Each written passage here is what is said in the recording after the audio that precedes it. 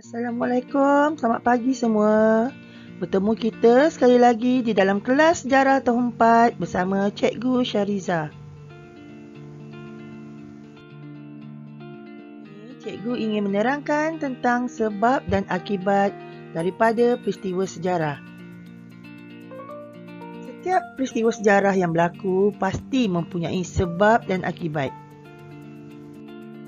Pemahaman tentang peristiwa sejarah menjadi jelas apabila kita mengkaji sebab dan akibat. Sebab merujuk kepada alasan kenapa dan mengapa sesuatu peristiwa sejarah itu berlaku. Akibat pula merujuk kepada kesan daripada sesuatu peristiwa sejarah, sama ada kesan yang didapati itu baik ataupun kesan buruk.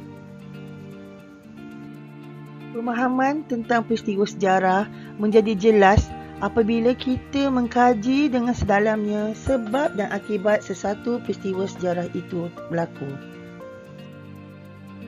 Dan murid-murid, setiap peristiwa yang berlaku mesti bersebab. Baiklah, cikgu ingin memberi beberapa contoh peristiwa sejarah, sebab mengapa peristiwa sejarah itu berlaku dan akibat daripada peristiwa sejarah tersebut. Contoh yang pertama yang cikgu nak beri ialah peristiwa sejarah ni paling hampir dengan kamu, iaitu Hari Anugerah Kecemerlangan Akademik. Mengapa pihak sekolah mengadakan Hari Anugerah Kecemerlangan Akademik setiap tahun? Pasti ada sebab.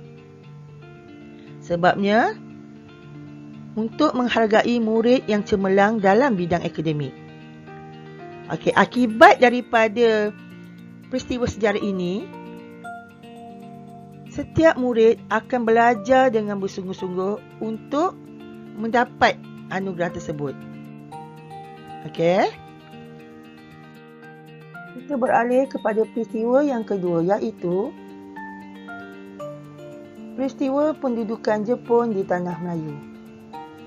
Pasti ada sebab mengapa Jepun menakluk negara kita pada masa dahulu. Kita tengok apa sebabnya. Sebabnya ialah ekonomi dan untuk meluaskan kekuasaan mereka. Pada masa itu, Jepun menghadapi masalah ekonomi di negara mereka. Mereka memerlukan kawasan baru bagi memasarkan hasil perindustrian. Jepun juga memerlukan bahan mentah sebagai sebuah negara industri. Selain itu, pertambahan penduduk menyebabkan tanah pertanian semakin berkurang. Dan akibat daripada penaklukan tersebut, menyebabkan penduduk sentiasa dalam kesengsaraan dan ketakutan. Penduduk telah dikenakan perintah berkurung dan sekatan perjalanan. Ada di kalangan penduduk tempatan yang menjadi tali barut pihak Jepun. Sebahagian rakyat pula dijadikan buruh paksa dan terdapat juga penduduk Tanah Melayu yang menjadi buruh untuk membina jalan kereta api maut di sempadan Thailand Burma. Walau bagaimanapun, terdapat kesan yang baik juga, iaitu semangat cintakan negara semakin mendalam. Rakyat bersatu padu untuk menentang penaklukan Jepun. Seterusnya, peristiwa pengisytiharan kemerdekaan Tanah Melayu pada tahun 1957 disebabkan oleh semangat perjuangan rakyat yang tinggi dan usaha yang gigih untuk mencapai kemerdekaan negara.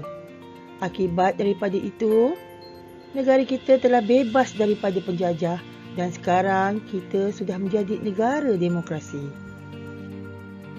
Kesimpulannya, setiap peristiwa sejarah yang berlaku pasti mempunyai sebab dan akibat atau kesan. Sama ada ia kesan buruk yang perlu dijadikan iktibar dan pengajaran, atau ia kesan baik yang membantu kita untuk memajukan diri. Sebab dan akibat dalam peristiwa sejarah akan menimbulkan perasaan ingin tahu tentang mengapa dan bagaimana serta kesan peristiwa sejarah yang telah berlaku. Berdasarkan pemahaman tersebut, kita dapat mengambil iktibar dan pengajaran daripada peristiwa sejarah tersebut. Baiklah, itu saja untuk sesi hari ini. Semoga bertemu di sesi pembelajaran akan datang. Jumpa lagi.